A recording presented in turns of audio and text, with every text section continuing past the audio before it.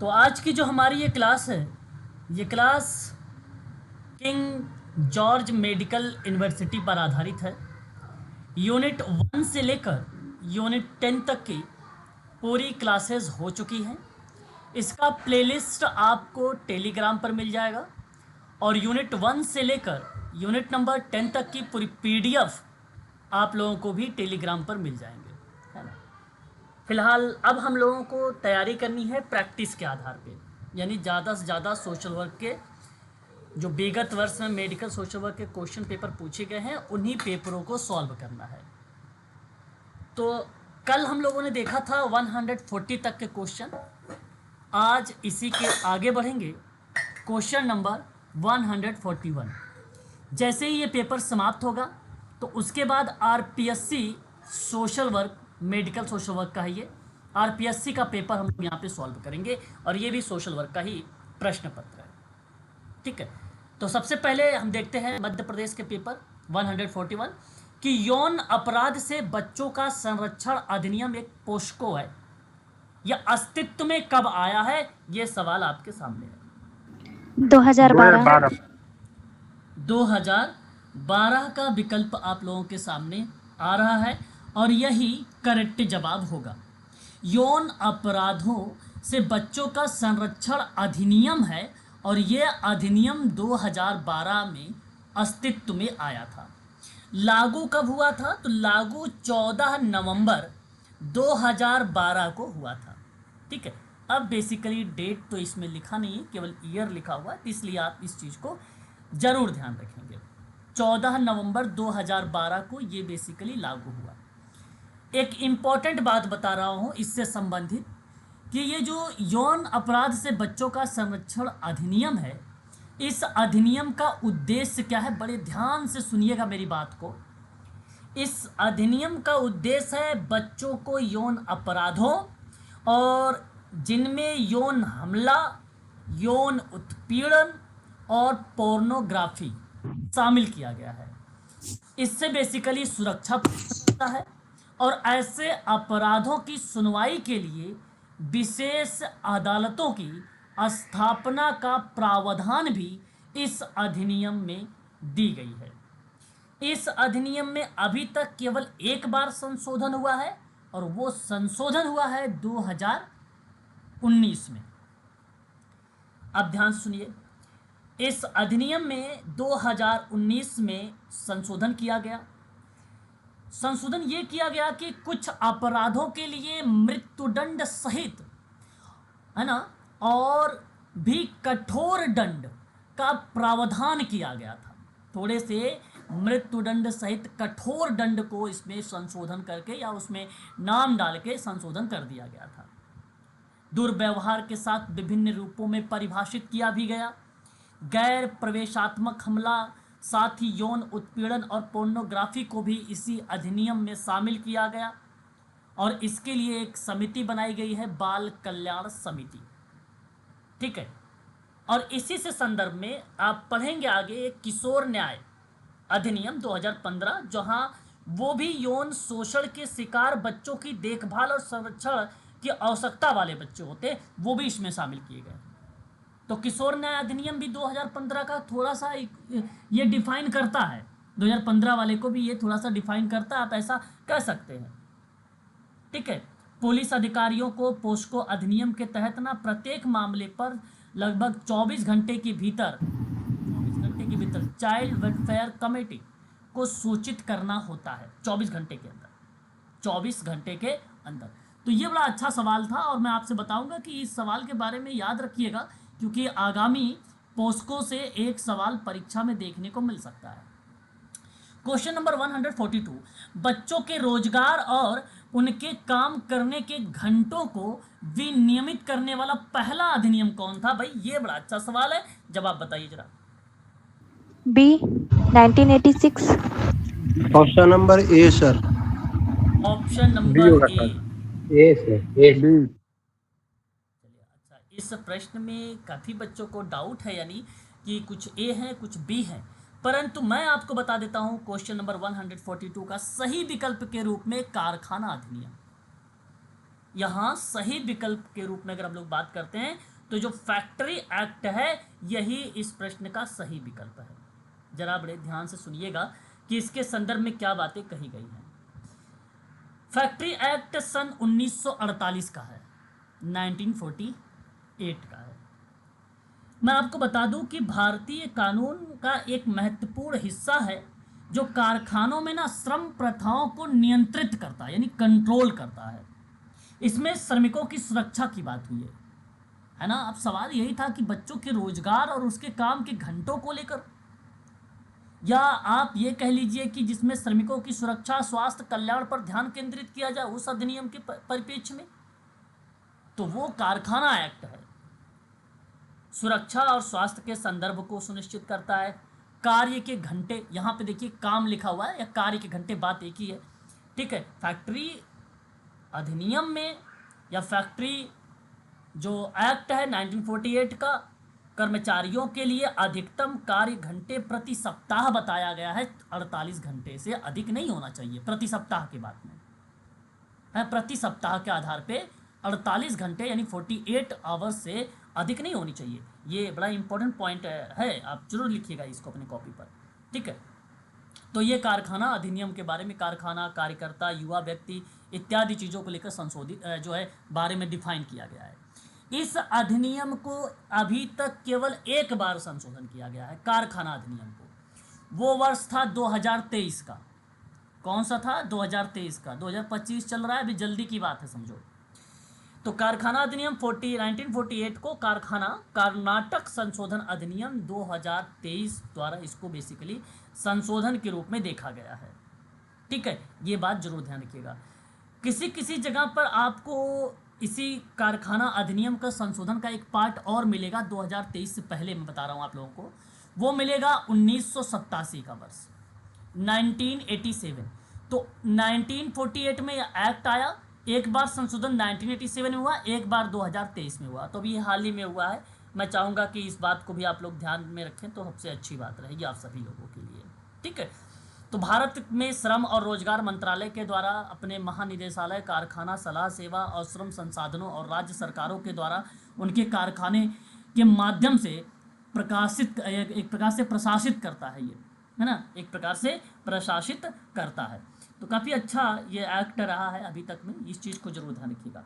एक नीचे option number अगर हम बी की बात करते हैं, बाल श्रम विनियमन और निषेध अधिनियम के बारे में, और यदि ये परीक्षा में आप लोगों से पूछा जाता है तो भली भांति तरीके से आपको पता भी होगा कि ये अधिनियम सन 1986 का है, 1986 का है। यहाँ ना बच्चों के रोजगार पर प्रतिबंध लगाया गया है ना। क्या लगाया गया है? प्रतिबंध लगाया गया। तो नोट करते रहो साथ साथ कि ये जो दूसरा वाला है ऑप्शन बी वाला, कुछ व्यवसाय में बच्चों के रोजगारों पर प्रतिबंध लगाया गया है, कुछ व्यवसाय पर, ठीक है। ये बात आप जरूर ध्यान रखिएगा। और एक बात और, 14 से कम साल की उम्र के जो बच्चे रहेंगे ना, किसी भी व्यवसाय में काम करने के लिए उनको प्रतिबंधित कर दिया गया है, यानी काम आप नहीं ले सकते हैं। बच्चों को शाम 7 बजे से सुबह 8 बजे तक बीच में काम करने को लेकर रोका गया है।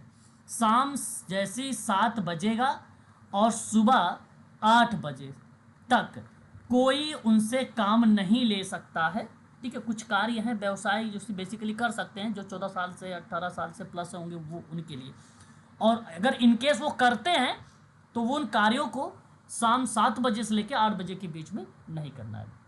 और ओवर टाइम तो बच्चों से बिल्कुल भी नहीं लेना है, ओवर टाइम करवाना नहीं है। तो वो सभी बातें सन 1986 में कहा गया है। इस चीज़ को आप लोग जरूर ध्यान में रखेंगे इसके संदर्भ में, ठीक है। इसमें संशोधन की बात अगर हम करते हैं तो एक बार 2016 में संशोधन हुआ था, 2016 में संशोधन किया गया है। और 2019 में ना ये जो विनियमन और निषेध लिखा हुआ है, इसकी जगह बेसिकली उन्मूलन विधेयक करके नाम आया। उन्मूलन विधेयक, बाल श्रम उन्मूलन विधेयक 2019 का उद्देश्य बना कि भारत में बाल श्रम को पूर्णतः रूप से समाप्त कर दिया जाए। ये बात 2019 में कही गई थी। बाल अधिकारों पर संयुक्त राष्ट्र कन्वेंशन ने कहा है कि बच्चे भी व्यक्ति और अपने अधिकार से संबंधित हक के बारे में जिक्र किया गया है या उसके संदर्भ में विचार विमर्श किया गया है। एक है जुबिनाइल जस्टिस एक्ट, ये देखो केयर एंड प्रोटेक्शन वाला है एक्ट, जो ऑप्शन सी में है केयर एंड प्रोटेक्शन वाला, ये 2015 का है, ये 2015 का है, ये बात आप जरूर ध्यान रखेंगे, ये अधिनियम 2015 को रिप्रेजेंट करता है। और जो ऑप्शन नंबर डी में दिया गया है कि यौन अपराधों से बच्चों का संरक्षण अधिनियम, और ये the protection of children from sexual offence यानी पोस्को एक्ट की बात अभी अभी आपने ऊपर वाले सवाल में देखा भी है, जो 2012 में बेसिकली आया था। ठीक है, तो ये चीज़ आपको जरूर ध्यान में रखना, ये कुछ बातें हैं, एक्ट कब कब आया है वर्ष जरूर याद रखिएगा, कुछ कुछ उसके उद्देश्य भी जरूर ध्यान रखिएगा। परंतु इस सवाल का सही विकल्प के रूप में अगर हम लोग बात करेंगे तो ऑप्शन नंबर ए आपका करेक्ट होगा। ठीक है, आगे बढ़िए, क्वेश्चन नंबर नेक्स्ट। चलिए आप बताइए, राष्ट्रीय आपदा प्रबंधन प्राधिकरण के अध्यक्ष कौन है, ये आपको बताना है 143 का जवाब बताइए। प्रधानमंत्री प्रधानमंत्री प्रधान ए बी सी डी कई विकल्प यहाँ पे दिए गए हैं, क्या ऑप्शन आपका यहाँ पे सही होना सर सी होगा, भारत प्रधानमंत्री। ओके, सी कह रहे हैं, डी होना चाहिए। नहीं सर, सी ही होगा सर। सी होगा। सी बिल्कुल, यहाँ यदि हम ऑप्शन ढूंढ रहे हैं सी वाला कि भारत के प्रधानमंत्री के दृष्टिकोण में, तो ये राष्ट्रीय आपदा प्रबंधन प्राधिकरण के अध्यक्ष होते हैं। मैंने अभी हाल ही में आप लोगों को एक टॉपिक करवाया था डिजास्टर मैनेजमेंट, डिजास्टर मैनेजमेंट का ये टॉपिक है आपदा प्रबंधन के संदर्भ में, और भारत के प्रधानमंत्री राष्ट्रीय आपदा प्रबंधन प्राधिकरण के पदेन अध्यक्ष होते हैं। ये आपदा प्रबंधन एक अधिनियम है जो बेसिकली 2005 के तहत स्थापित है, डिजास्टर मैनेजमेंट है ना, नेशनल डिजास्टर मैनेजमेंट अथॉरिटी है ना, अथॉरिटी भारत में आपदा प्रबंधन के लिए सर्वोच्च निकाय है। ये अध्यक्ष के रूप में प्रधानमंत्री आपदा प्रबंधन के लिए नीतियाँ, योजनाएं और दिशा निर्देश तैयार करने में अपना नेतृत्व निभाते हैं। ठीक है, तो इस संदर्भ में आपको ये बातें जरूर ध्यान रखिएगा। डिजास्टर मैनेजमेंट में एक उपाध्यक्ष होते हैं जो कैबिनेट मंत्री का दर्जा प्राप्त होता है उनको, और 8 अन्य सदस्य होते हैं, 8 जो होते हैं वो अन्य सदस्य होते हैं, राज्य मंत्री का दर्जा उनको प्राप्त होता है, 8 जो अन्य सदस्य होते हैं।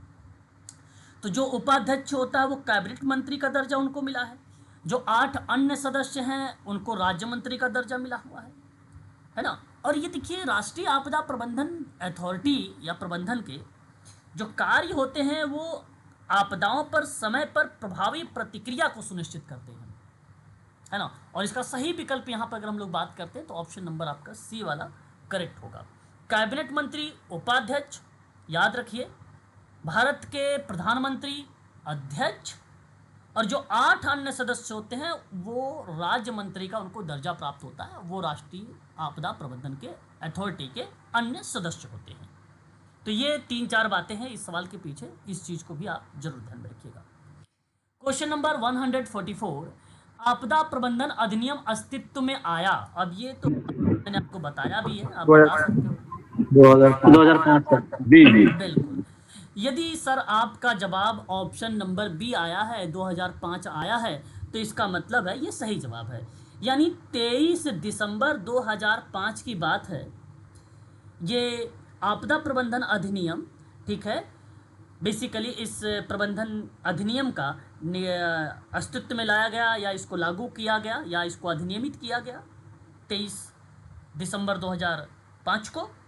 उद्देश्य ये था कि आपदा और संबंधित मामलों के प्रभावी मैनेजमेंट के लिए प्रावधान करना, इस चीज़ को आप जरूर ध्यान में रखिएगा। और 28 नवंबर की अगर हम लोग बात करते हैं 2005 की, 28 नवंबर 2005 की बात करते हैं, तो वो राज्यसभा में आया था। कहाँ पर आया था? राज्यसभा में आया था। और यदि मैं 12 दिसंबर 2005 की बात करता हूँ, 2005 की बात करता हूँ, तो वो लोकसभा में आया। किस में आया? लोकसभा में आया।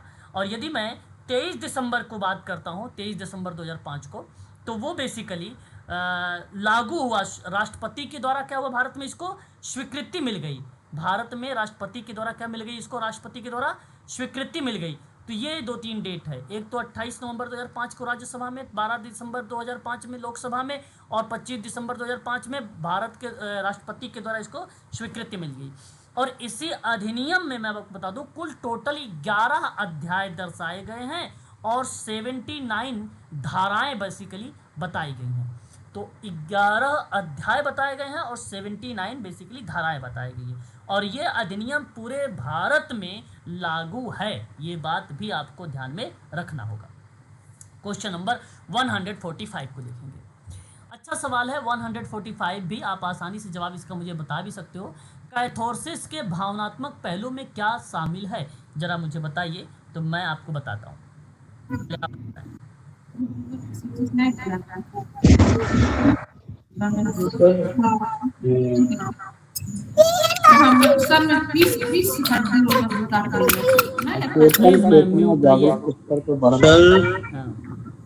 Sir A B option number A sir. A और बी कह रहे हैं आप, ऑप्शन नंबर जो है दर्शाने का प्रयास कर रहे हैं आप सभी लोग, ए और बी को। बिल्कुल, यदि आप यहाँ पर सुदृढ़ भावनात्मक अभिव्यक्ति की बात कर रहे हैं तो यानी इसका करेक्ट जवाब होगा। भावनात्मक प्रसंस्करण की बात कर रहे हैं तो ये भी करेक्ट बात होगी। देखो, कैथोरसिस का मतलब होता है रेचन। क्या होता है? रेचन। अब रेचन शब्द जहां पर भी आ जाए आपके परीक्षा में, या कैथोरसिस शब्द जहां पर भी आपके आ जाए, वहां आप भावनात्मक शब्द जरूर जोड़िएगा। और ये केवल और केवल भावनात्मक ही एक्टिविटी को शामिल करता है, इमोशनल ही एक्टिविटी को शामिल करता है कैथोरसिस। रेचन या कैथोरसिस में भावनात्मक पहलू में मजबूत, अक्सर नकारात्मक भावनाएं, ठीक है, शुद्धिकरण इत्यादि जैसे शब्द को शामिल किया गया है इसमें। ठीक है, कैथोरसिस एक ना ग्रीक शब्द से लिया गया है। इस कैथोरसिस की अगर मैं आपसे बात करता हूँ तो इसका हिंदी जो होता है रेचन या शुद्धिकरण होता है, शुद्धिकरण होता है इसका मतलब। और शुद्धिमतीकरण एक कॉन्सेप्ट है, और ये कॉन्सेप्ट है पाउले फ्रेरे के दिया, पाउले फ्रेरे के द्वारा दिया गया है। ठीक है, पाउले फ्रेरे के द्वारा। तो इसमें बेसिकली बताया ये गया कि दबी हुई भावनाओं को, क्या, दबी हुई भावनाओं को मुक्त करने की प्रक्रिया है ये। दबी हुई भावनाओं को मुक्त करने की प्रक्रिया को संदर्भित करता है, विशेष रूप से कला और नाटक के माध्यम से। जैसे क्या होता है कि आप कोई नाटक कर रहे हो, कोई कला कर रहे हो, है ना, कोई नुक्कड़ नाटक कर रहे हो आप किसी जगह पे, और उस नाटक के माध्यम से आप लोगों को जागरूक कर रहे हो। ठीक है, इसी क्रियाओं को, इसी अनुभव को बताया गया, ये शुद्धिकरण है, यानी कैथोरसिस शब्द है। तो ऐसा माना जाता है कि कैथोरसिस व्यक्ति को कठिन भावना जैसे दुख हो गया, क्रोध हो गया, भय हो गया, चिंता हो गया, ये व्यक्त करने और संसाधित करने में मदद करता है एक प्रकार से।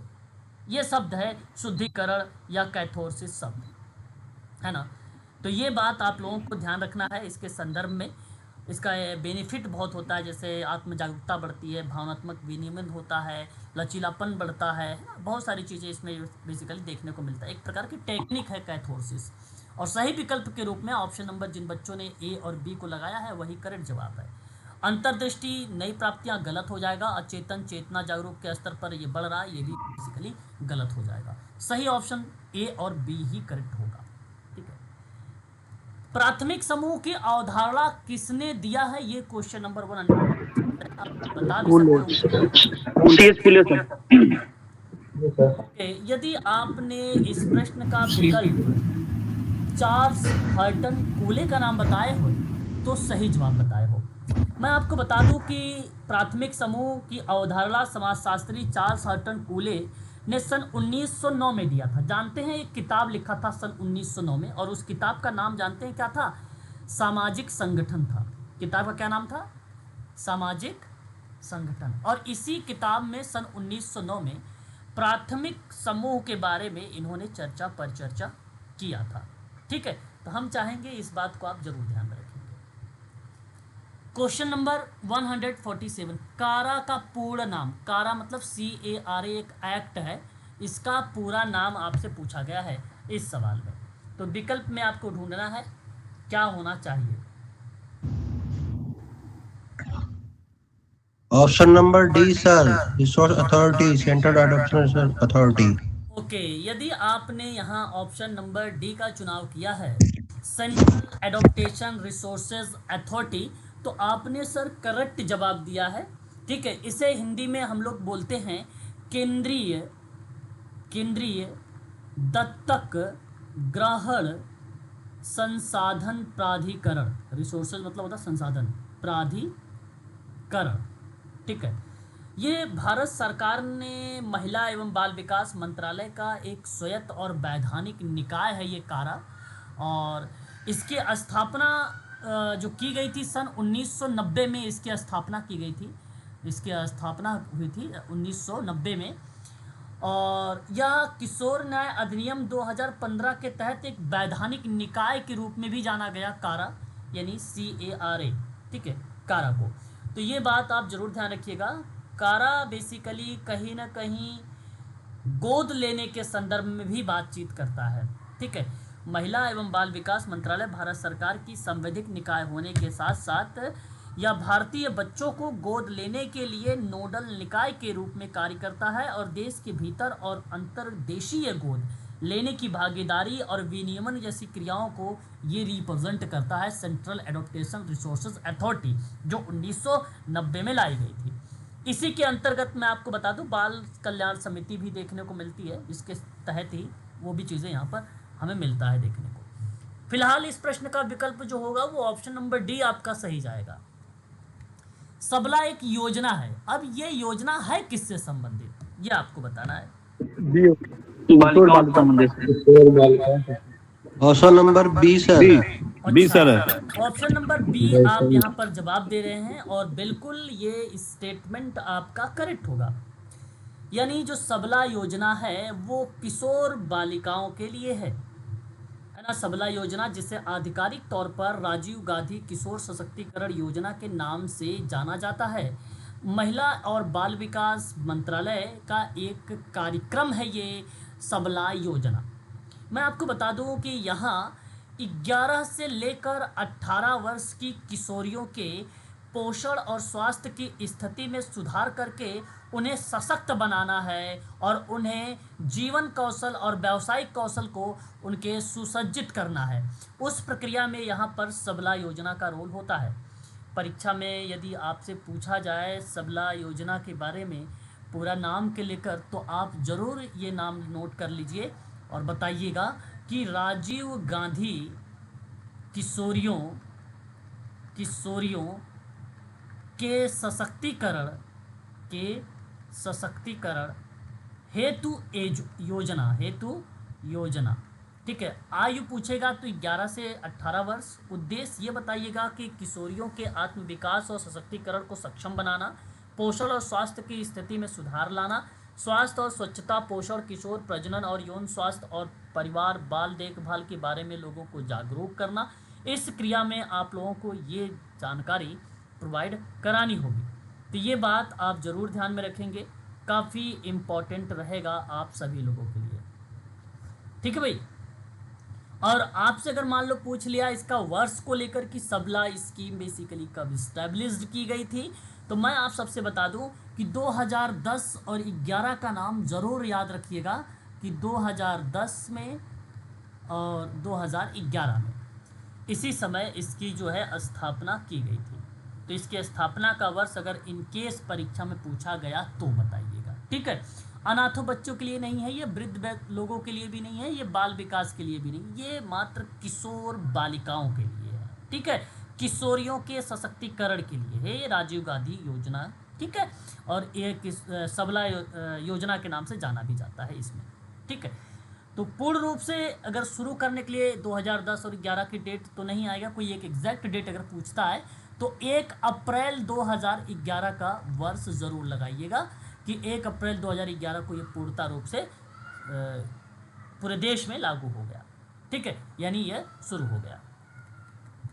क्वेश्चन नंबर 149, ग्रामीण बैंक के संस्थापक कौन है? काफी इंपॉर्टेंट क्वेश्चन। देखो मेडिकल सोशल वर्क के संदर्भ में ये सभी चीजें ऑप्शन डी। ध्यान में रखेंगे।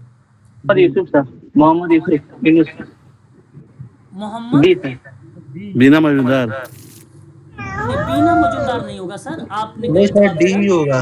हाँ, अब आप यहाँ पर इसके संदर्भ में प्लीज़ मैं चाहूँगा कि आप लोग इस बात को नोट भी कर लीजिए। मैं आपको बता दूँ कि ग्रामीण बैंक की स्थापना सन 1983 में हुआ था, 1983 में हुआ था। और मैं बता दूं मोहम्मद यूनिस ने आसान शर्तों पर ऋण के माध्यम से सबसे गरीब लोगों के लिए ना आत्म सहायता के अपने दृष्टिकोण को साकार करने की कोशिश किया था। तब से बैंक 100 से अधिक देशों में समान माइक्रो क्रेडिट संस्थानों के लिए प्रेरणा का स्रोत भी रहा है एक प्रकार से। ठीक है, तो इस दृष्टिकोण में अगर हम लोग बात करते हैं ग्रामीण बैंक के संस्थापक के रूप में, तो नाम आप लोगों के सामने जो आएगा वह मोहम्मद यूनिस का नाम आएगा और यही आपका सही विकल्प होगा। वर्ष की बात पूछेगा तो सन 1983 का नाम आप जरूर ध्यान में रखेंगे, 1983, है ना। मैं आपको बता दूं कहीं कहीं आप लोगों को ग्रामीण बैंक के संदर्भ में याद, ध्यान सुनिएगा, ग्रामीण बैंक मोहम्मद यूनिस के द्वारा जब स्थापित हुआ तो उसे 2000 में क्या किया, 2000 में भारत सरकार के द्वारा, 2000 में भारत सरकार के द्वारा, किसके द्वारा, भारत सरकार के द्वारा गांधी शांति पुरस्कार से सम्मानित किया गया। तो एक वर्ष 2000 भी आता है और एक वर्ष अक्टूबर 1983 भी आता है। तो 1983 में क्या हुआ था, स्थापित हुआ था, और गांधी शांति पुरस्कार कब मिला था, तो 2000 में मिला था। ये याद रखिएगा, ये कॉरपोरेट एक प्रकार का बॉडीज है, यानी बैंक कानून है, और इसका मुख्यालय जानते हैं कहाँ पर है, ढाका में है, बांग्लादेश में है। ठीक है, याद रखिएगा बांग्लादेश में है ये बहुत इम्पोर्टेंट है आप सभी लोगों के लिए। ठीक है, हम चाहेंगे इसको आप जरूर ध्यान रखेंगे। आगे बात करते हैं क्वेश्चन नंबर 150, यानी लास्ट सर ये पुरस्कार किसको मिला था सर? सॉरी सर ये पुरस्कार किसको मिला था? गांधी ये शांति ग्रामीण पुरस्कार बैंक को मिला था जी? ग्रामीण बैंक को मिला था, ग्रामीण बैंक को मिला था 2000 में देखो, भारत सरकार के द्वारा गांधी शांति पुरस्कार से सम्मानित किया गया। ठीक है, तो वो ग्रामीण बैंक का पार्ट यहाँ पे जरूर शामिल करेंगे। ठीक है, एक नाम आता है यहाँ पर, अगर हम बात करते हैं तो आपदा न्यूनीकरण दिवस होता है। ठीक है, आपदा न्यूनीकरण दिवस तो लगभग सभी बच्चों को पता भी होगा, आप जानते भी होंगे। डेट इसकी आप मुझे बता सकते हैं क्या? 13 अक्टूबर।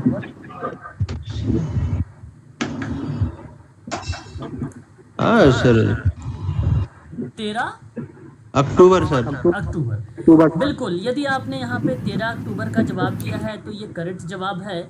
तो आपदा न्यूनीकरण के लिए राष्ट्रीय दिवस के रूप में प्रत्येक 13 अक्टूबर को आयोजित होने वाला इस दिवस पर इस बात का जश्न मनाया जाता है कि किस प्रकार विश्व भर में लोग और समुदाय आपदा के प्रति अपने जोखिमों को कम कर रहे हैं और अपने सामने आने वाली जोखिमों पर लगाम लगाने के महत्व के बारे में जागरूकता बढ़ा रहे हैं। उस दृष्टिकोण में इसका नाम हमें देखने को मिलता है। ठीक है, तो international day for disaster reduction date है ये 13 अक्टूबर। ये डेट आप लोग जरूर है, काफ़ी महत्वपूर्ण है ये। तो ये पेपर था मध्य प्रदेश का, Madhya Pradesh medical social work का ये पेपर था, जिसमें आप लोगों ने लगभग 150 कुल क्वेश्चन थे और आपके सामने कुल 100 क्वेश्चन जो है सोशल वर्क के थे। आपके केजीएमयू में जो सवाल आएंगे मेडिकल सोशल वर्क से वो कुल लगभग 60 सवाल रहेंगे। ठीक है, और कुछ इसी तरीके से रहेंगे।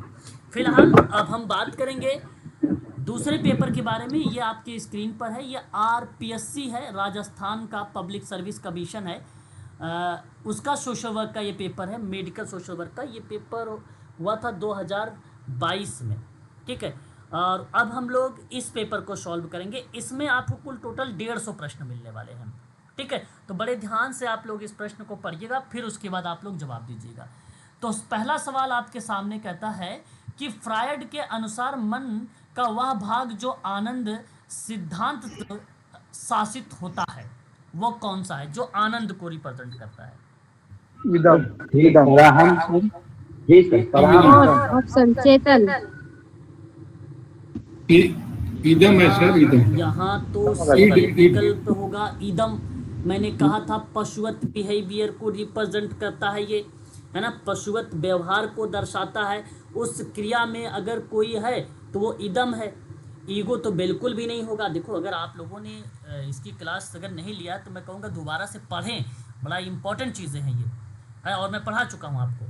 तो आनंद का सिद्धांत नियंत्रित मन का एक हिस्सा है जिसे हम लोग इदम कहते हैं, है ना, इड, है ना। इद आनंद सिद्धांत पर काम करता है, जिसका अर्थ वो होता है कि अपनी आवश्यकता और इच्छा को तुरंत परिणामों और वास्तविकता की परवाह किए बिना संतुष्ट करने का प्रयास करता है। उस दृष्टिकोण में आनंद का पाठ यहाँ पर दर्शाता है। तो हम चाहेंगे कि इस बात को जरूर ध्यान रखेंगे आप लोग कि आनंद के सिद्धांत पर कौन सा है, इदम है।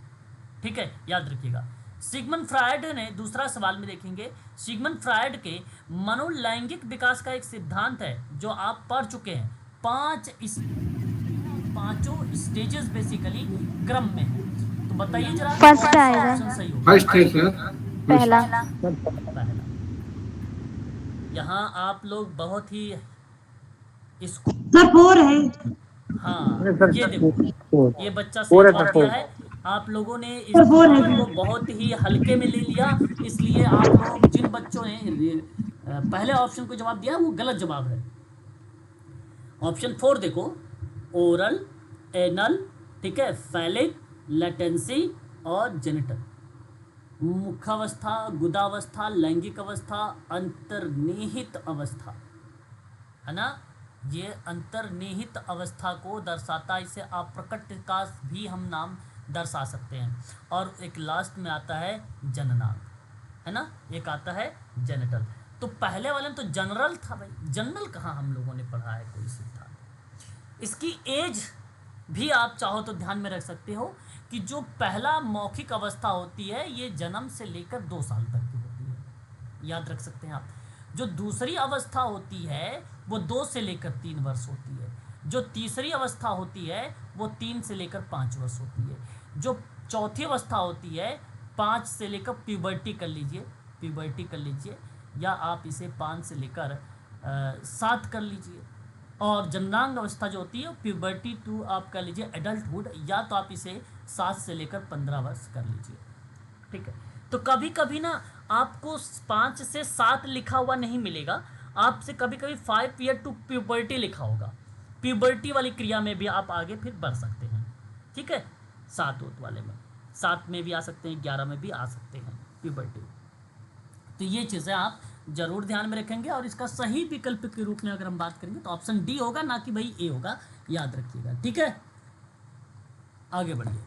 क्वेश्चन नंबर नेक्स्ट, तीसरा नंबर का सवाल आपके सामने है, परीक्षा में देख सकते हैं, यहाँ पर एग्जाम में पूछा भी जा सकता है, काफ़ी इंपॉर्टेंट क्वेश्चन लग रहा है ये। सवाल क्या कहता है आपसे, कहता है कि मनोविज्ञान का एक प्रमुख विकार का अध्ययन करता है, और वो बताइए किस रूप में किया जाना चाहिए।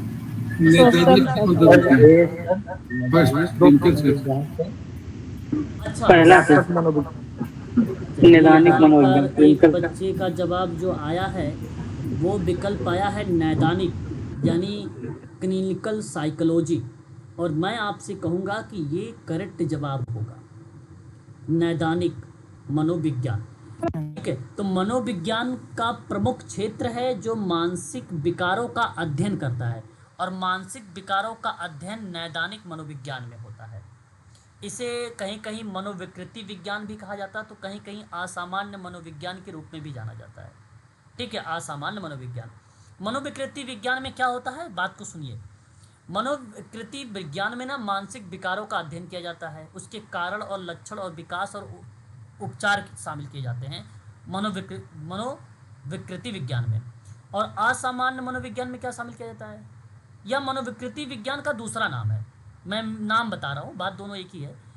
बेसिकली ये असामान्य या अनुपयुक्त व्यवहारों का मानसिक प्रक्रिया की जांच करता है। ये शब्द, एक शब्द आता है नैदानिक मनोविज्ञान, जो आपके ऑप्शन में लिखा हुआ है। इसका मतलब होता है कि मनोविकृति विज्ञान जैसा ही मानसिक विकारों का आकलन करना, निदान करना, उपचार करना, अक्सर मनोविकृति विज्ञान के ज्ञान और अनुसंधानों पर क्रियाओं का निर्भरता दर्शाना। तो उस दृष्टिकोण में जहां मानसिक विकारों का आप स्टडी करोगे तो वो मात्र नैदानिक मनोविज्ञान कहलाएगा। ठीक है, इस बात को जरूर ध्यान रखिएगा। एक ऑप्शन आपके सामने आ रहा है कॉग्निटिव साइकोलॉजी। इसका मतलब सुन लीजिए कि संज्ञानात्मक मनोविज्ञान इस बात का वैज्ञानिक अध्ययन है कि लोग कैसे सोचते हैं, सीखते हैं और याद रखते हैं, उसकी बात करता है। ये लोग कैसे सीखते हैं, कैसे याद करते हैं, कैसे सोचते हैं, सीखते हैं, इस क्रियाओं के बारे में जांच करता है, वो कहलाता है संज्ञानात्मक मनोविज्ञान। इस बात को आप जरूर ध्यान रखिएगा। संज्ञानात्मक मनोविज्ञान की शुरुआत हुई थी 1990 में, 1960 में। 1960 में इसकी शुरुआत की गई थी। ये बात आप ज़रूर ध्यान में रखेंगे, काफ़ी इम्पोर्टेंट रहेगा आप सभी लोगों के लिए इस बात को। लेकिन अभी हमने ऊपर वाले पॉइंट की बात कर रहे थे, क्लिनिकल साइकोलॉजी के बारे में, नैदानिक मनोविज्ञान के बारे में। इसका जो कंसीडर किया गया, जो स्टार्ट किया गया, एक नाम आता है लाइटनर बिटमर सन 1896 में, 1896 मैं लिख देता हूँ नाम, लाइटनर बिटमर। इन्होंने नैदानिक मनोविज्ञान के 1896 में डेवलप किया था। और संज्ञानात्मक मनोविज्ञान के संदर्भ में अगर बात आती है तो वो 1960 के दशक में। सबसे पहले विलियम उंट ने मनोविज्ञान के संस्थापक रहे। विलियम उंट का एक छात्र था जिसका नाम है बिटमर, स्टूडेंट था उनका, और उसी का स्टूडेंट ने ये क्लिनिकल साइकोलॉजी शब्द दिया था। इस बात को आप जरूर ध्यान में रखिएगा, काफ़ी इम्पोर्टेंट है आप सभी लोगों के लिए। और उसके बाद बात करते हैं ऑप्शन नंबर 3 के बारे में। तो हमारे सामने तीसरा है सोशल साइकोलॉजी। बड़ा आसान शब्द है, समाज मनोविज्ञान हम लोग इसको बोलते हैं हिंदी में। इस बात का वैज्ञानिक अध्ययन करता है समाज मनोविज्ञान कि किसी व्यक्ति के विचार, भावना और व्यवहार दूसरों की वास्तविक, काल्पनिक, है ना, या निहित उपस्थिति में कैसे क्रियाएं प्रभावित होती हैं, उसका यह स्टडी ये करता है।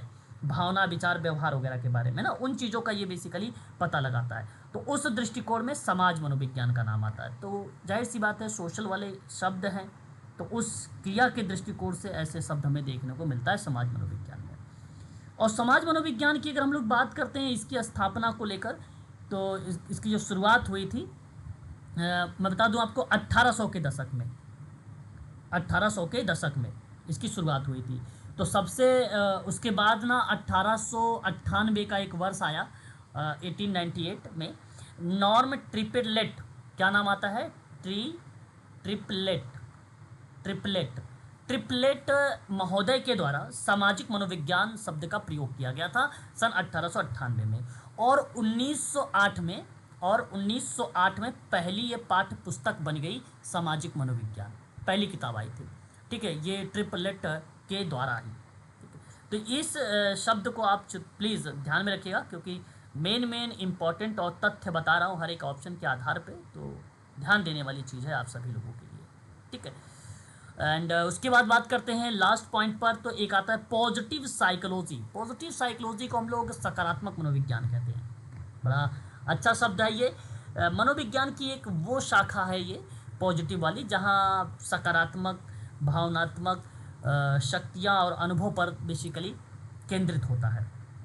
इसका मकसद मात्र इतना होता है कि लोगों को खुशहाल, संतुष्ट और सार्थक जीवन जीने में उसकी हेल्प किया जाए या उसकी मदद की जाए। इस तरीके के शब्दों पर ये ज़्यादातर बल देता है, पॉजिटिव साइकोलॉजी जैसा शब्द। ठीक है, तो हम चाहेंगे कि इस बात को आप सभी लोग ज़रूर ध्यान में रखेंगे, काफ़ी इम्पॉर्टेंट ये भी शब्द है, सकारात्मक मनोविज्ञान। और इस सकारात्मक मनोविज्ञान को बेसिकली कब लाया गया था, तो मार्टिन सेलिंगमैन एक नाम आता है, जिन्होंने 1998 में लाया था, मार्टिन सेलिंगमैन। ठीक है, तो बड़ा इम्पॉर्टेंट ये कुछ पॉइंट है इस प्रश्न में, है ना, इसीलिए मैंने शुरुआत में बता दिया था कि ये IMP क्वेश्चन है। ठीक है, याद रखिएगा।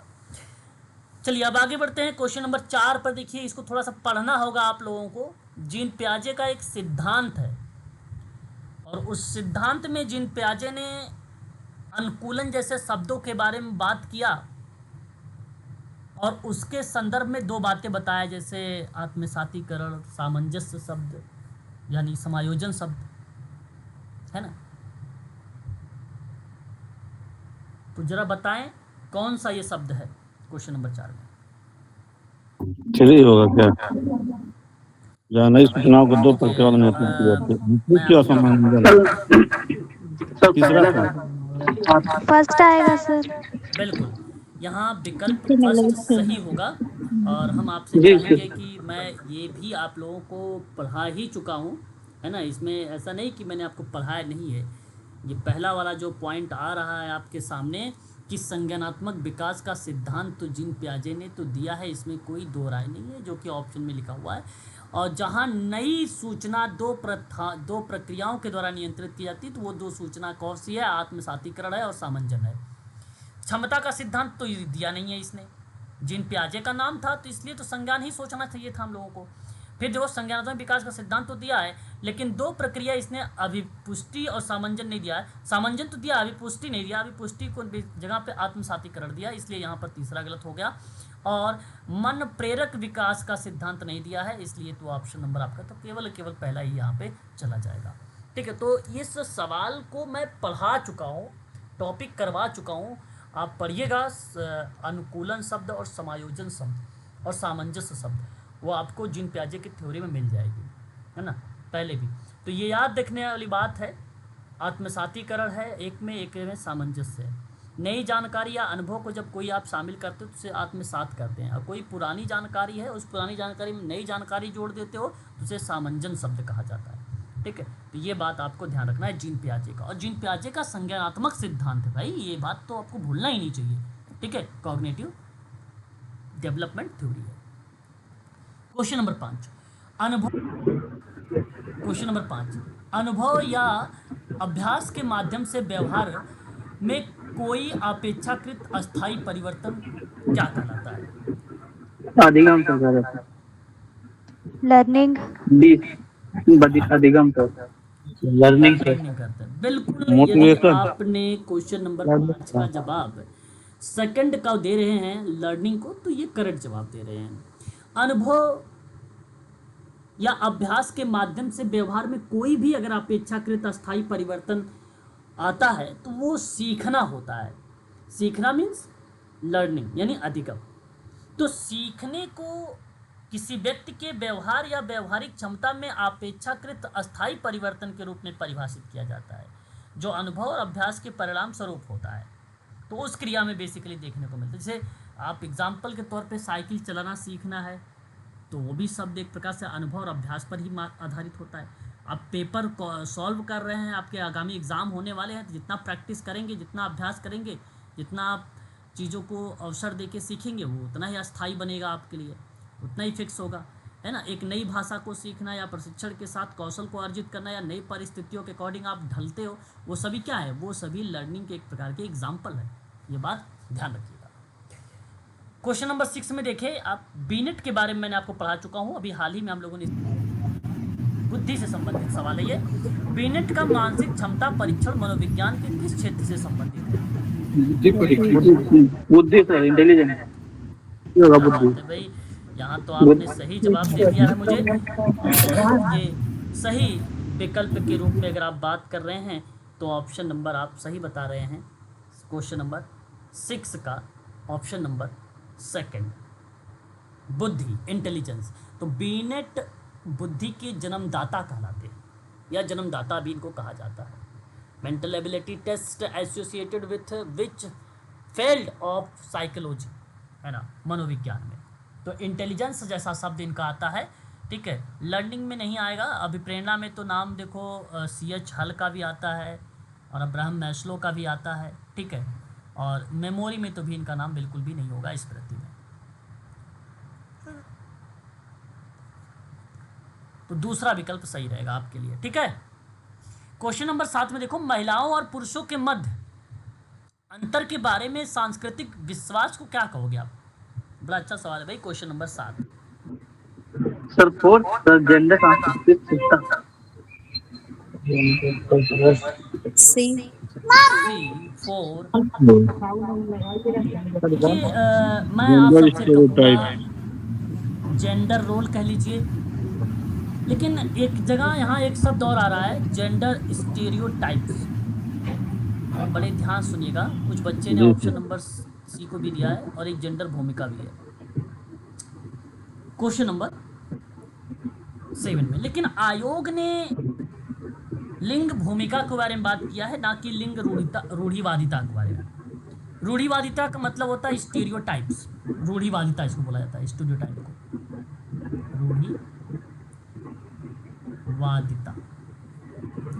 अब सुनिएगा थोड़ा सा मेरी बात, कि महिलाओं और पुरुषों के मध्य अंतर के बारे में सांस्कृतिक विश्वास को, जो अक्सर सामाजिक अपेक्षाओं और मानदंडों को शामिल करता है, आमतौर पर उसको जेंडर रोल कहा जाता है।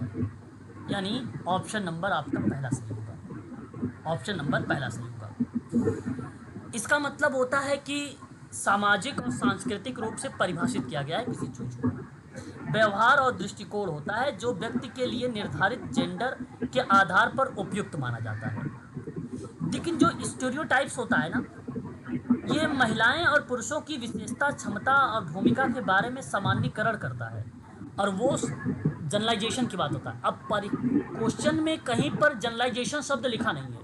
अगर महिला और पुरुषों के मध्य के अंतर को सांस्कृतिक विश्वास की बजाय अगर सामाजिकरण लिखता तो जवाब क्या होता?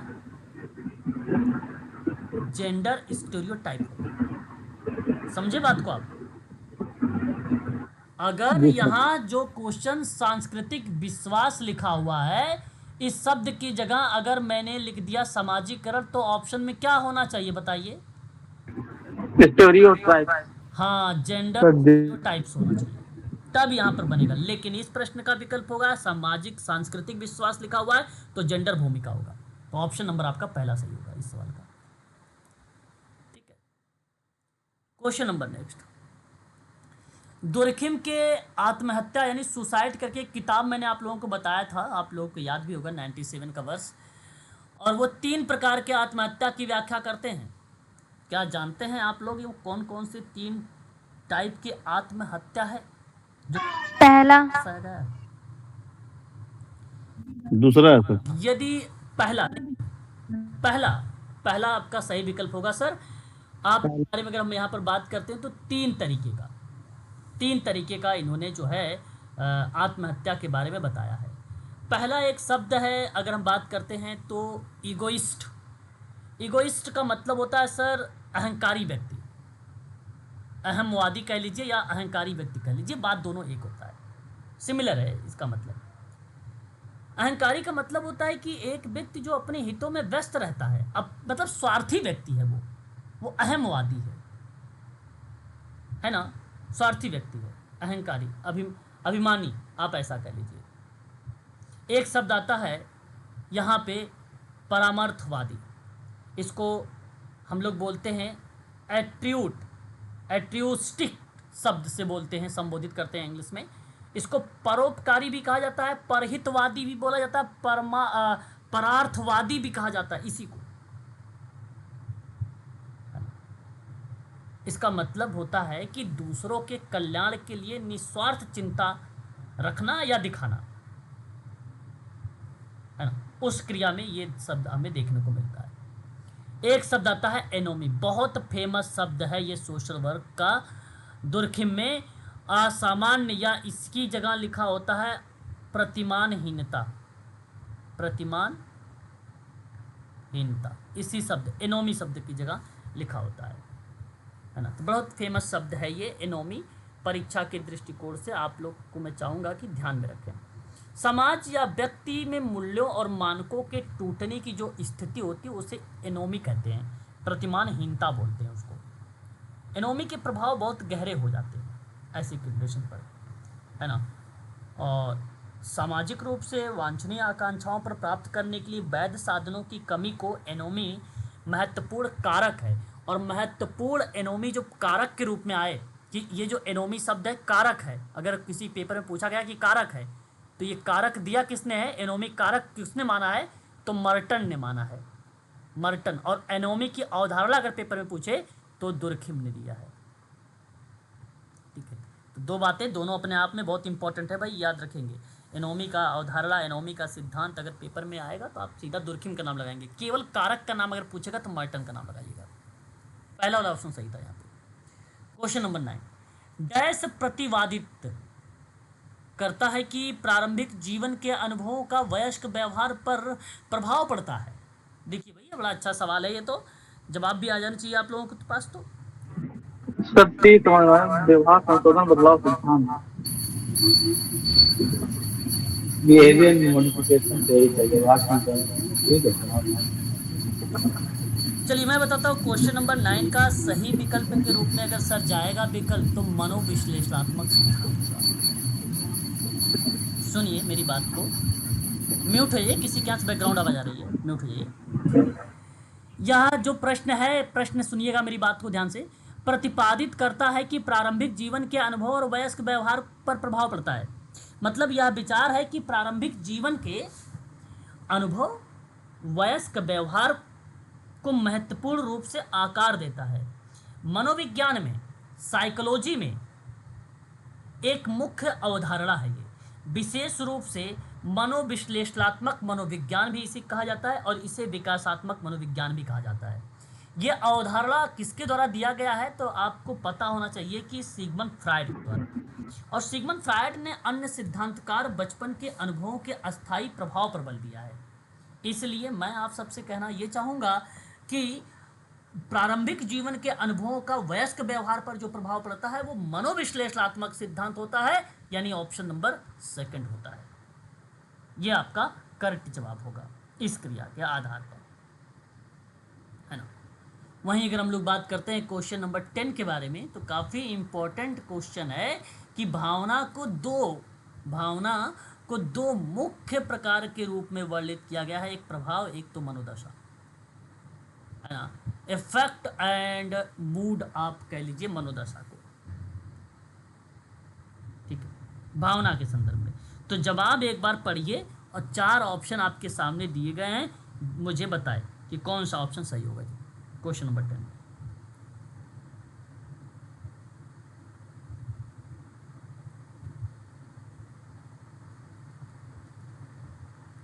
चलिए मैं बताऊं। जी सर, तो ये कैसे लग रहा था? चलिए कोई बात नहीं, यहाँ पे सही विकल्प होगा सर दूसरा। अब सुनिएगा मेरी बात को। प्रभाव, मनोदशा, आमतौर पर भावना को प्रभाव और मनोदशा के बारे में, इनके क्रियाओं के बारे में वर्णन किया गया है या क्लासिफिकेशन किया गया है।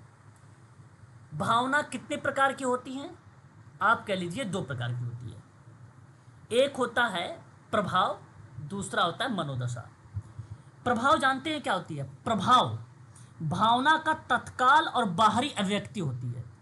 प्रभाव क्या होता है? भावना की तत्काल या बाहरी अभिव्यक्ति होती है, एक्सप्रेस अभिव्यक्ति। फिर आप सोच रहे होंगे सर मनोदशा क्या होती है? मनोदशा एक अस्थाई, तत्काल नहीं है, नहीं अस्थाई है, ये अस्थाई केवल है। एक अस्थाई और आंतरिक भावना है, ये आंतरिक भावनात्मक स्थिति है ये, है ना। इसी प्रभाव को हम लोग चाह भी शब्द से संबोधित करते हैं। ये भावना की तत्काल और अवलोकनीय अभिव्यक्ति को दर्शाता है। इसमें ना चेहरे का हाव भाव और स्वर शामिल होता है। प्रभाव में क्या होता है? चेहरे का हाव भाव और स्वर शामिल होता है। जैसे आप कैसे बोल रहे हो, अगर मैंने आपसे कहा कि यार कुछ खास ठीक नहीं रहा है स्थिति, है ना, इसका मतलब मेरे स्वरों से आपको पता चल रहा है कि ये किस तरीके से बोल रहे हैं या बहुत दुख वाली स्थिति में है ना। वो बातों से लग जाएगा। कभी कभी क्या होता है कि हमारा फिजिकली मोमेंट कुछ अलग होगा और बोलेंगे मैं कुछ और, मतलब मैं कुछ और आपके सामने व्यक्त करूंगा और मेरी फिजिकली जो मोमेंट होंगे वो कुछ और आपको बताएंगे। तो वो क्रिया क्या है? वो प्रभाव है। मैं आपको बता दूं, सोशल वर्कर इस प्रभाव का यूज जो एंजाइटी से ग्रसित है, जो डिप्रेशन से ग्रसित है ना, जो अपराधों से ग्रसित है, उस चीज़ों को हम आइडेंटिफाई करते हैं जो अपराध। अब ये अलग की बात है, आप लोगों ने भी आजकल फेसबुक पे देख भी रहे होंगे, नीला ड्रम वाला, साहिल शुक्ला वाला केस सुन, है ना। हाँ सर, बहुत सुना है उन्हें तो पूरे भारत में छा गया। पूरे अब आपने ये जो, आप देखो, वो अलग की बात है कि इसने वहाँ पे उसकी हत्या करके जाके मनाली में डांस कर रही है ना। तो ऐसे में अगर जैसे अगर हम आपसे बात करते हैं कुछ लोग कि भाई अभी देखो भाई आपके साथ कोई घटना घटित हो जाए तो आपको रात भर नींद नहीं आएगी, 1 घंटा आप सोचने लगो यार ये इस तरीके से रोहन सर ने बोल दिया, क्या हो गया, हमने शायद कुछ गलत, ऐसे मैं भी ऐसा सोच सकता है यार उस बच्चे ने ऐसे मेरे बारे में सोचा। 1-1.5 घंटे के लिए हम भी व्यथित रहेंगे और आप भी व्यथित रहेंगे, लेकिन उसका देखो डांस कर रही हो, वो भी कुछ नहीं, मर्डर करके उसका, है ना। तो ये एक अपवाद है कि मर्डर करके उस तरह, लेकिन मेडिकल सोशल वर्कर के लिए ये जो प्रभाव वाली एक्टिविटीज़ है, जैसे एंजाइटी हो गया, डिप्रेशन हो गया, ठीक है, यूफोरिक संबंधित बीमारी, जिसे स्वास्थ्य संबंधित बीमारी जो होती है, उन चीज़ों को आइडेंटिफाई करने में बड़ा एक अहम रोल अदा करता है। ये बड़ा अहम रोल अदा करता है और ये लघुकालिक होता है। अब ये जानते हैं फिजिकली मूवमेंट वगैरह कम समय के लिए होते हैं, है ना। ये नहीं कि हमेशा बने रहेंगे 24 घंटे के लिए, नो, ये कम समय के लिए होते हैं। मैंने अभी जैसे कोई घटना घटित हुई मेरे सामने, है ना, तो मैं थोड़ा सा उतार चढ़ाव करूंगा, फिर आपको जैसे आप हटेंगे तो फिर मेरा जो है अलग मोमेंट बन जाएगा, है ना। आप जैसे हटोगे उस मैटर के बारे में, जैसे आप हटोगे तो थोड़ी सी अलग स्थिति मेरी फिर बन जाएगी। मैं कोई गलत काम अगर किया हूँ या किसी बीमारी से मैं ग्रसित हूँ, ठीक है, कंडीशंस में अगर आप मेरे सामने हैं और मैं बताना नहीं चाहता हूँ, तब तक मैं तनाव में रहूँगा, या आप मेरा फिजिकली मेरा चेहरा बताएगा, आप इस चीज़ को आप खुद ऑब्जर्व करेंगे, और ये कम समय के लिए, जैसे आप हटे तो मेरा कुछ अलग बन सकता है। तो ये प्रभाव होता है, समझ रहे हैं ना मेरी बात को। एक होता है मनोदशा। मनोदशा क्या होती है? किसी व्यक्ति की निरंतर भावनात्मक स्थिति को दर्शाता है, ये निरंतर दर्शाता है, निरंतर भावनात्मक स्थिति को दर्शाता है। ये अस्थाई होता है, अस्थाई भावनात्मक, ये एक प्रकार से आप ये कह लीजिए कि वातावरण माना जाता है इसको, एटमॉस्फेयर माना जाता है इसको। सकारात्मक नकारात्मक रूप से ये क्रियाएं वर्णित हो सकती हैं, भावनाओं का वातावरण के रूप में इसको जाना जाता है। इस बात को जरूर ध्यान में रखिएगा। ये दीर्घकालिक हो सकता है, लंबे समय तक का ये कंडीशंस हो सकती है। मनोदशा यानी कंडीशंस, मूड को अक्सर भावनाओं का वातावरण माना जाता है। मूड को मतलब आप ये कह लीजिए मनोदशा को, है ना, क्या माना जाता है? भावनाओं का वातावरण माना जाता है, जो अधिक स्थिर और कम प्रतिक्रियाशील होता है उस कंडीशंस में। तो ये बताओ, दोनों शब्द समझ में आया कि नहीं, प्रभाव और मनोदशा? जी सर, बहुत बढ़िया समझ में आया। जी सर, जी सर। तो यहाँ पे सही विकल्प हो जाएगा आपका दूसरा वाला। क्वेश्चन नंबर नेक्स्ट देखिए, आईक्यू के स्तर के आधार पे मानसिक मंदता, देखो मेंटल रिटार्डेशंस, आजकल इसका नाम बदल गया है। हो सकता है अगर आपके केजीएमयू में ये सवाल पूछा जाए तो यहाँ पे मानसिक मंदता ना लिखकर लिखा रहेगा बौद्धिक अक्षमता, बौद्धिक अक्षमता ये शब्द लिखा रहेगा। फिर भी देखिए, तो विभिन्न स्तरों का वर्णन कर दिया गया। मैं आपको बता दूं, ये मानसिक मंदता के स्तर का मिलान करना है। आईक्यू लेवल मतलब उनका देखो ना, लेवल होता है। सबसे पहले जो आता है बॉर्डर लाइन आता है, उसके बाद आपका जो आता है माइल्ड आता है, फिर उसके बाद मॉडरेट आता है, फिर उसके बाद सीवियर आता है, फिर उसके बाद प्रोफाउंड आता है। 20 से कम वाले जो होते हैं वो प्रोफाउंड होते हैं। आईक्यू, ये आईक्यू है 20 से कम वाले, ठीक है। और 20 से 35 वाले जो होते हैं वो सीवियर होते हैं, और जो 35 से 50 वाले होते हैं वो मॉडरेट होते हैं, जो 50 से 70 होते हैं वो माइल्ड होते हैं, जो 70 से 90 होते हैं वो बॉर्डर लाइन होते हैं, और जो 90 से 110 होते हैं वो जनरल होते हैं, जो हम लोग आते हैं। हमारा आईक्यू लेवल 90 से 110 के बीच में आता है हम लोगों का, हम जनरल के अंतर्गत आते हैं। उसके बाद प्रभावशाली, सृजनशीलता, अति सृजनशीलता, अति प्रभाव प्रभावशीलता प्रभावशीलता इस तरीके के व्यक्ति भी पाए जाते हैं। ऊपर ये थोड़ा सा ऊपर अपर वाले जो वैज्ञानिक वगैरह बनते हैं उनका अपर वाला आता है। अब मानसिक मंदता के बारे में यहाँ केवल माइल्ड से दे रखा है। अब देखो जो प्रोफाउंड वाले होते हैं ये किसी न किसी पर निर्भर ही होते हैं। ये ना ये टोटली बेड पे होते हैं, टोटली बेड पे होते हैं, टोटली बेड पे होते हैं, ये बात जरूर ध्यान रखिएगा, है ना। तो इसलिए हम यहाँ पे जो प्रगाढ़ वाले हैं, प्रगाढ़ को हम किससे मैच करने वाले हैं बता सकते हैं? टोटली वो किसी दूसरे पर निर्भर है। दूसरे से जी सर, डिपेंडेंट से निर्भर, यहाँ देखो टोटली निर्भरता पे आप मत जाइएगा। देखो मैं आपको बताता हूँ, लाइफ सपोर्ट, टोटली निर्भरता का मतलब मैं जो यहाँ पे डिपेंडेंट नहीं, मैं टोटल निर्भर बोल रहा था। टोटली मैं सब जीवन रक्षक सर, हर सर जीवन रक्षक। मैं टोटली बोल रहा था, मैं डिपेंडेंट नहीं बोल रहा था, टोटली बोल रहा था। तो यहाँ पे लाइफ सपोर्ट वाले को लगाइए आप, लाइफ सपोर्ट वाले को लगाइए। टोटली जो निर्भरता वाले शब्द होंगे वो बेसिकली जीवन रक्षण के संदर्भ में रिप्रेजेंट होंगे, है ना, उससे रिप्रेजेंट करेंगे। और देखो ये जानते हैं क्या होता है, ये थोड़ा बहुत अपने मतलब निर्भर तो रहेंगे, दूसरे पे निर्भर तो रहेंगे। अगर आप नेट ट्रेंड करते हो तो थोड़ा बहुत वो कुछ एक्टिविटी मोमेंट वगैरह कर सकते हैं। जो सीवियर होते हैं इनको ना, जो प्रोफाउंड होते हैं ना, इनको तो किसी से कोई मतलब ही नहीं है, बिल्कुल ही मतलब नहीं है किसी से, ऐसे बच्चों से, है ना। आप कभी एनजीओ में जाइएगा जहाँ पे डिसेबल लोग पढ़ते हैं, वहाँ आपको दिखेंगे ऐसे बच्चे। तो ये आप कह लीजिए कि ये निर्भर वाले हैं, ये निर्भर वाले हैं। लेकिन जो देखो मॉडरेट होते हैं ना, इनको आप ना ट्रेंड कर सकते हो, इनको ट्रेनिंग दे सकते हो, टॉयलेट ट्रेनिंग, है ना, खाने पीने की ट्रेनिंग, ऐसे ट्रेनिंग दे सकते हो।